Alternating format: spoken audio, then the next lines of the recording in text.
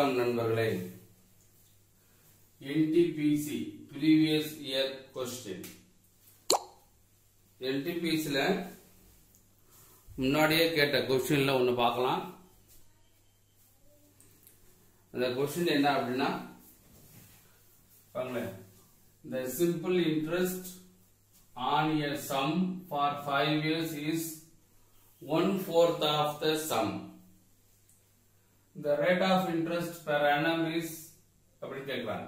அதாவது ஒரு குறிப்பிட்ட முதலுக்கு 5 வருடத்தில் தனி வட்டியாக முதலில் இந்த முதல் இருக்கு அந்த முதலில் 1/4 பங்கு என்றால் வட்டி வீதம் என்ன அப்படின்னு கேட்டிருக்காங்க. இதுக்கு ஆன்சர் 5%, 6%, 25%, 8% அப்படின்னு கொடுத்துருக்காங்க. இப்ப நார்மல் மெத்தட் என்ன அப்படின்னா நார்மலா எப்படி இந்த மெத்தட் போடணும்னா இப்ப முதல் அதாவது சம் பிரின்சிபல் எக்ஸ் வச்சுக்க போறோம். அப்ப அந்த principal x number of years எத்தனை வருஷம் 5 வருஷம். சிம்பிள் இன்ட்ரெஸ்ட் அதாவது தனி வட்டி simple interest 1/4 of the sum முதலில் 1/4 பங்கு சொல்றாங்க இல்லையா. முதல்னா அமௌண்ட்ல இப்ப ரேட் ஆஃப் இன்ட்ரெஸ்ட் என்னன்னு கேட்கறாங்க. இதுக்கு நார்மலா ஃபார்முலா தனி வட்டி ஈக்குவல் டு PNR/100 ஃபார்முலா. அப்ப சிம்பிள் இன்ட்ரெஸ்ட் தனி வட்டி என்ன கொடுத்துருக்காங்க 1/4 ஆஃப் த சம். அப்ப 1/4x ஈக்குவல் டு P க்கு x n க்கு 5 ரேட் ஆஃப் இன்ட்ரெஸ்ட் கேட்டிருக்காங்க. அதனால R அப்படியே போட்டாச்சு by 100. அப்ப R மட்டும் வச்சுட்டு இங்க வந்துருங்க 1/4x இந்த 100 இங்க வகுத்துல பெருக்கலா மாறிடும். அதே மாதிரி பெருக்கலா தான் இங்க வகுத்துல மாறிடும். இப்ப x கேன்சல் பண்ணிடலாம்.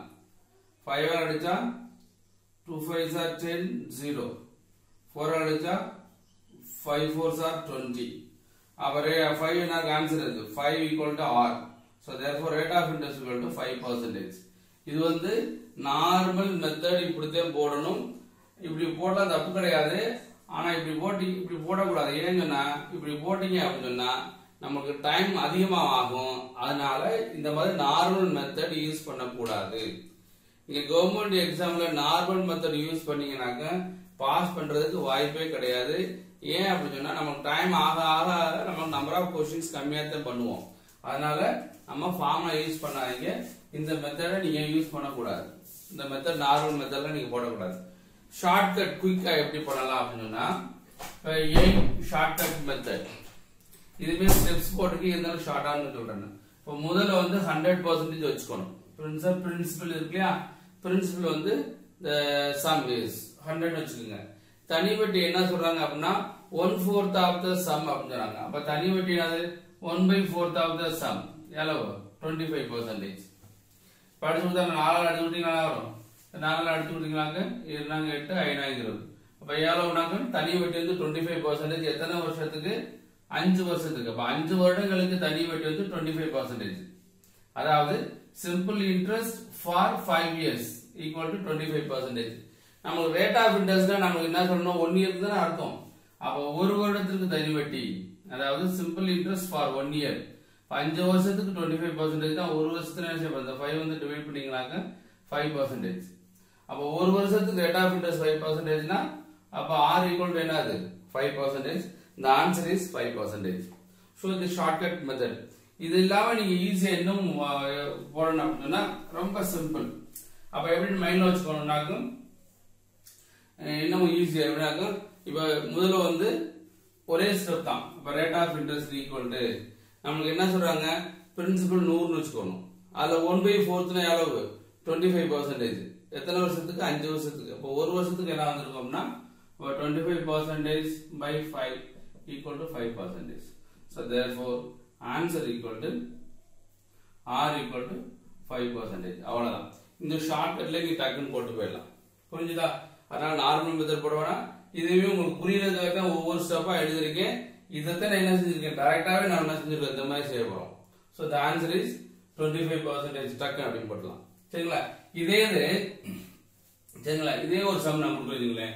இதே சம் தான். ஒரு 5 இயர்ஸ்க்கு 1/4க்கு பதிலா 1/5 வச்சுக்கிறோம். 1/5 fifth sum. 1/5 1/5 பங்கு. அப்ப எப்படி ஷார்ட்கட்ல போடுறது அப்படின்னு சொன்னா, சோ நார்மல் மெத்தட் அதெல்லாம் தேவையில்லை. என்ன சொல்றாங்க பாருங்க, the simple interest on a sum for 5 years is 1/5 of the sum. The rate of interest அப்படி கேக்குறாங்க. Rate of interest என்ன வரும்? The rate of interest per annum is, அதாவது ஒரு குறிப்பிட்ட முதலுக்கு 5 வருடத்தில் தனி வட்டியாக முதலில் 1/5, முதல்னா பிரின்சிபல் அர்த்தம், 1/5 பங்கு என்றால் வட்டி வீதம் என்ன அப்படி கேக்குறாங்க. சப்போஸ் ஆன்சர் என்ன கொடுத்தாங்க, 20%, அடுத்து 16%, அடுத்து 4%, அடுத்து 5% இப்படி கொடுத்தான்னு வச்சுங்களேன். நம்ம குயிக்கா ஷார்ட்கட்ல போட தெரியணும். அப்படின்னா நம்ம என்ன செஞ்சுக்கணும், பிரின்சிபல் வந்து 100ன்னு வச்சுக்கோங்க. அப்ப பிரின்சிபல் 100 அப்படின்னா எப்பவுமே பிரின்சிபல் வந்து 100ன்னு வச்சுக்கிறோம். முதல், அதாவது பிரின்சிபல் என்ன அப்படின்னா முதல் வந்து 100ன்னு வச்சுக்க போறோம். இதுல 1/5 பங்கு 1/5 ஆஃப் அப்படின்னு வாங்களேன். 1/5 இதுல 1/5 என்ன வந்திருக்கும், சிம்பிள் இன்ட்ரெஸ்ட் தனி வட்டி. தனி வட்டி சிம்பிள் இன்ட்ரெஸ்ட் 1/5 1/5 ஆஃப் 100 அர்த்தம். 1/5 1/5 100 படிச்சு கொடுத்தா எத்தனை பர்சன்டேஜ், 20%. அப்ப எத்தனை வருஷத்துக்கு 20% வேணா 5 இயர்ஸ்க்கு 20% வரும். 5 வருஷத்துக்கு 20% தான். அப்ப ரேட் ஆஃப் இன்ட்ரெஸ்ட் என்ன இருக்கும், 20% by 5 equal to 4%. So the answer is 4%. சொல்ல புரியுதா? இது போல ஸ்டெப் தேவையில்லை, நீ டைரக்டா போட்டுக்கலாம். இது எப்படி போடலாம்னாக்கா டைரக்டாவே rate of interest equal to 100ல 1/5. இப்போ 1/5 மடங்கு 100ல எவ்வளவு வரும், 1/5 எவ்வளவு வரும்னா 20%. அப்ப 20% எத்தனை வருஷத்துக்கு, 5 வருஷத்துக்கு. அப்ப ரேட் ஆஃப் இன்ட்ரெஸ்ட் என்ன வரும், 4%. The answer is 4%. புரியுதா? இந்த மாதிரி நீங்க சொல்லணும். நீங்க ஷார்ட்ல நீங்க பார்த்தோன்னு சொன்னாதான் உங்களுக்கு வேலை கிடைக்க வாய்ப்பு இருக்கு. ஒவ்வொன்றுக்கும் நீங்க ஃபார்முலா பேஸ்ல போட்டீங்களாக்க இட்ஸ் நாட் பாசிபிள். புரிஞ்சதா? குட்.